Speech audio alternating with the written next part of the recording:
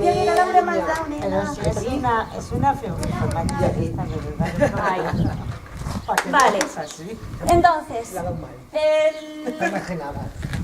la danza, que llamamos oriental, que aquí se conoce como danza del vientre, es una actividad que, pues, de las pocas actividades culturales que podemos decir que tiene milenios de antigüedad, que aparece documentada en culturas como la sumeria, en Mesopotamia, en Egipto y en todo el área del Mediterráneo este. En estas culturas normalmente pues hay elementos, vienen contextos funerarios, por ejemplo, en muchos enterramientos faraónicos aparecen figuras de bailarinas dentro de comitivas funerarias que tocan instrumentos que hoy en día se siguen tocando. Lo mismo pasa en la cultura sumeria, en los sumerios, los babilonios, toda esta gente. Hay cualquier actividad que tenga que ver bien con las cosechas, bien con ciclos de la vida cotidiana, siempre está presente la música y la danza como parte de esa actividad.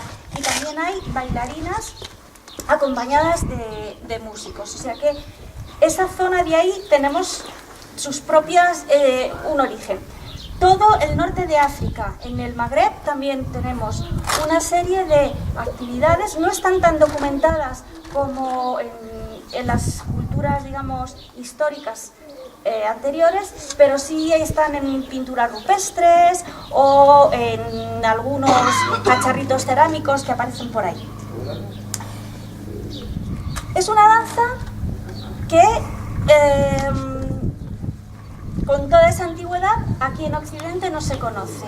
Y los primeros elementos que empiezan a hablar de la danza del vientre son los viajeros, sobre todo anglosajones, que empiezan a llegar en el siglo XVII, siglo XVIII a Egipto y se encuentran con unas mujeres que rompen totalmente su esquema de mujer. Son mujeres que van cubiertas de cintura para abajo y de cintura para arriba, van normalmente desnudas, a lo mejor tapados los brazos y el rostro, pero llevan el pecho al aire. Esto lo interpretan como una especie de lujuria monstruosa, cuando allí tiene otro origen. Es mostrar, mira, cómo voy a poder alimentar a tus hijos. Es decir, que ese llevar el pecho al aire no tiene un sentido, digamos, sexual o de erótico, sino es un sentido puramente alimenticio. O sea, puramente alimenticio. A partir de ahí, pues incluso ya sabéis que da un lugar a una corriente en el arte, que es el orientalismo, que es donde queda plasmado todo ese impacto, toda esa impresión que causa este modo de vestir, este modo de vivir en esa gente que viene del norte de Europa. Y entonces da lugar pues a cuando las tropas de Napoleón, por ejemplo, llegan a Egipto, arrasan, se llevan todo lo que pillan por el medio y grandes pintores se dedican a viajar por toda esa zona y hacen sus retratos, bien de Marruecos, bien de Libia, bien de todo el Mediterráneo, este y sur. Y eso sube al norte de Europa y ahí se empieza a configurar el ideario de danza del vientre. ¿Por qué? Porque uno de los elementos que se muestra y que se mueve es precisamente el vientre, cosa que las mujeres occidentales llevaban tapado y bien tapado. Y además, uno de los elementos que más se trabaja y más se mueve es la cadera, cosa que las mujeres occidentales no hacían ni por asomo. Luego os comentaré un par de detallucos al respecto. Digamos que de un ámbito tan cerrado como son las casas y los eventos populares, se abre en dos grandes corrientes. La danza oriental culta, que está en manos de mujeres que son preparadas en música, en canto, en tocar instrumentos y en danza, que eran parecidas a las hetairas griegas, que iban a las casas de la gente adinerada a entretener, a cantar, a ser escuchadas, a participar en actividades incluso políticas como consejeras.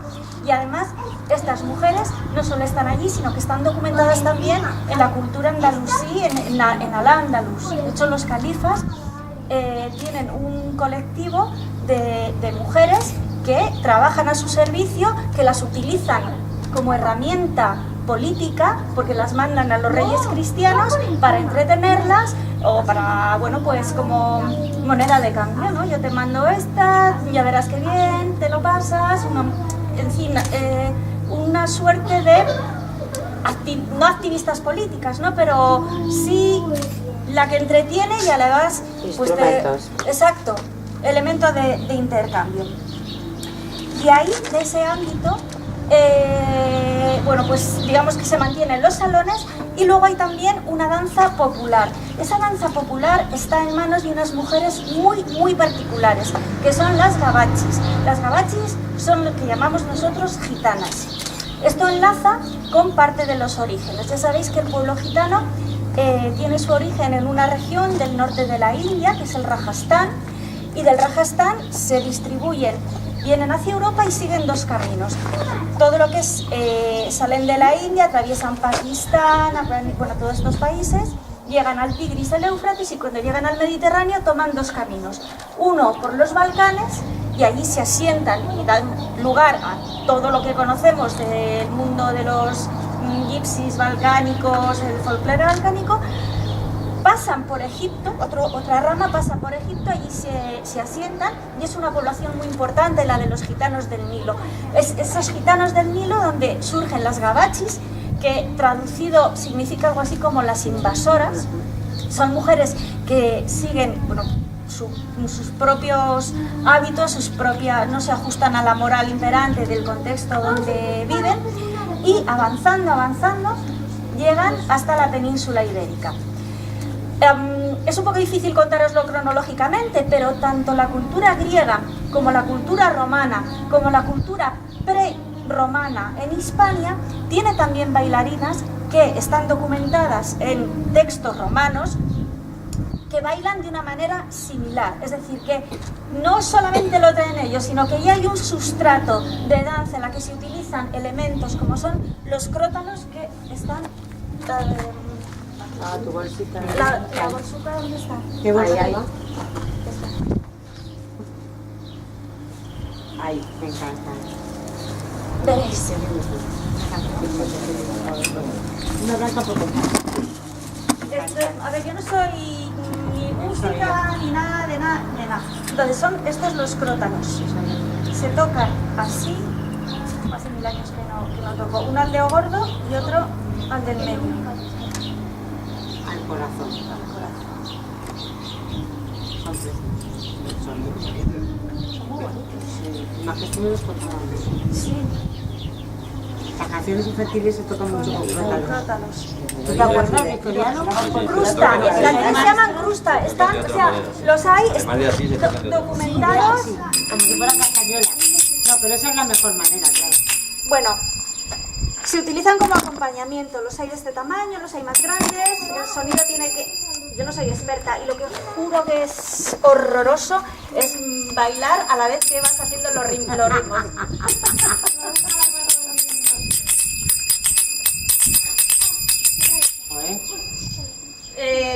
Ya suena bonito. Suena bien, suena. Otros elementos que se utilizan, que ese no me lo he podido traer porque es un poco chocante, son unos bastones muy bonitos para moverlos y figurar. Pues habéis visto aquí las danzas de paloteo, por lo mismo. Es decir, hay en Egipto paloteos que son iguales que los castellanos, o sea, y es así. Entonces, unos influyen en otros y otros se influyen en unos.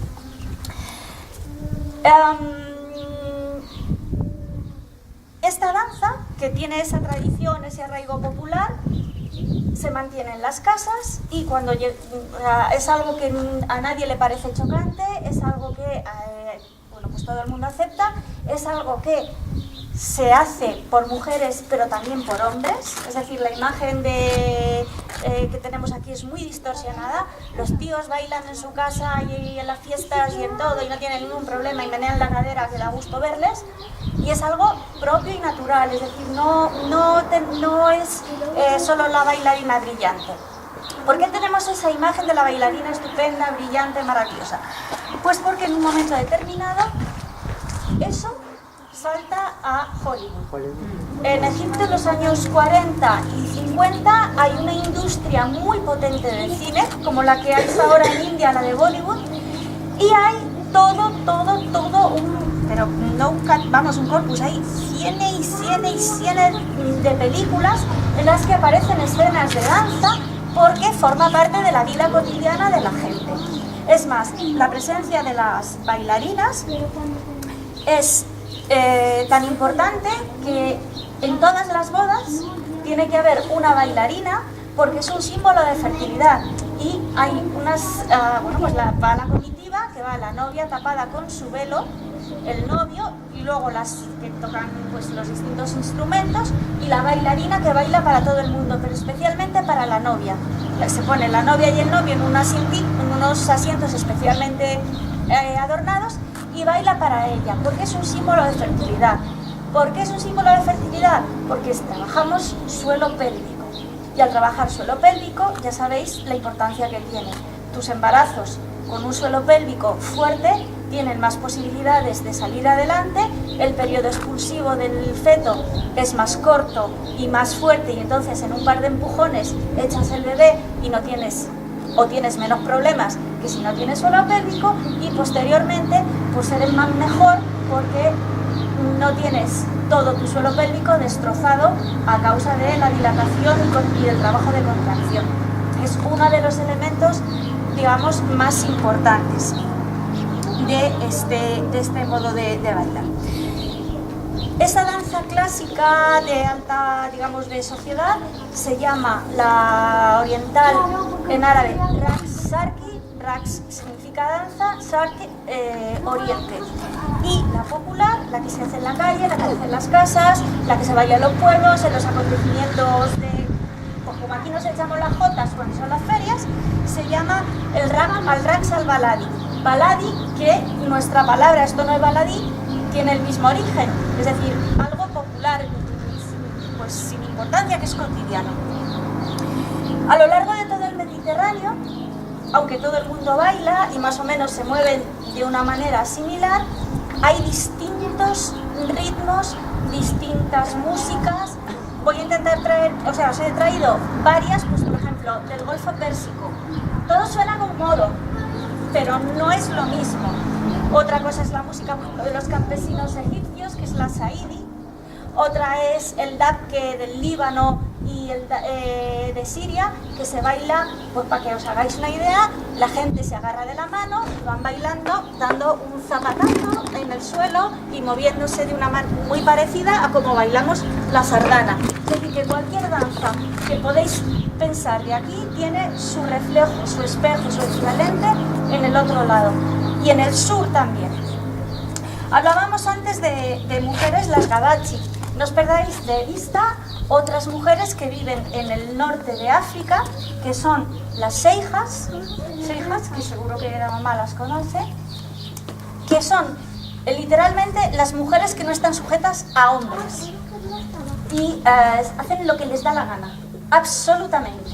Bailan, cantan, salen, entran, comen, beben, fuman, y son las chicas malas de todo el Magreb. ¿Y de qué viven? De su danza. De su trabajo. De su danza. Es importante. De su danza. Viven de su danza. Entonces, se produce esa dualidad que seguro que a nadie le resulta desconocida. Me gusta ver la bailarina, de hecho pago dinero por ella. Un momento, tío. Las monedas son un recuerdo de cuando a las bailarinas se les ponía el dinero así en la cintura, y que las bailarinas cosían. De hecho, muchos yacimientos arqueológicos de Al-Ándalus aparecen monedas, pues el dinar y el dirhem, con un agujerito en medio. Ese agujerito en medio era para coserlo. Y no aparece una ni dos, sino que aparecen un porrón de ellas. Una vez que Hollywood ve el potencial de esas escenas, de esas imágenes, de los elementos como los crótalos, como ese bastoncito que os he dicho, o como el velo, ejemplo, la famosa danza de los 7 velos. Aquí tenéis, bueno, he traído uno para que lo veáis. Normalmente son velos de seda que cuestan una pasta y entonces por lavapiés a 5 euros. ¿Vale? Pero bueno, no es una novedad. Hay imágenes. Oye, esto con de muebles, de tapas, sugerentes, etcétera. Por ejemplo, pues tú te puedes poner así, las gafas, y puedes bailar tapándote y moviendo el velo para hacer por lo que corresponda a aquella que sea. Mira, si se sobra uno. En el momento en que entran los dólares, eso coge mucha más fuerza y se empieza a difundir por todo el mundo. Y empiezan a surgir otros estilos que son la mar de raros, como por ejemplo uno que se llama tribal, que se inventa en Nueva York, otro estilo que se llama la danza oriental gótica, que es un auténtico espeluzne, porque mezcla la ideología del mundo gótico siniestro con movimientos de danza oriental, la faraónica, que es un cuento chino inventado, un modelo de cabaret que se llama burlesque, porque la manera de difundirlo, la manera de aprenderlo, la manera de verlo no es en los conservatorios, es en cabarets. De hecho, en el Cairo hay un cabaret que es el de la señora Badia, que empezó a coger fuerza y allí va gente como Kissinger o altos dignatarios de Estados Unidos y de Europa a ver a las bailarinas, y es un lugar de intercambio. Y he de tú aquí que, bueno, pues hay bailarinas como una que se llamaba Zainat Olwi, que fue capaz hasta en un momento que Nasser, el presidente Abdel Nasser, decide prohibir la danza porque no es moralmente bueno, la tipa se le planta cara y monta un sindicato de bailarinas que adquiere tanta fuerza que consigue evitar la prohibición del presidente Nasser.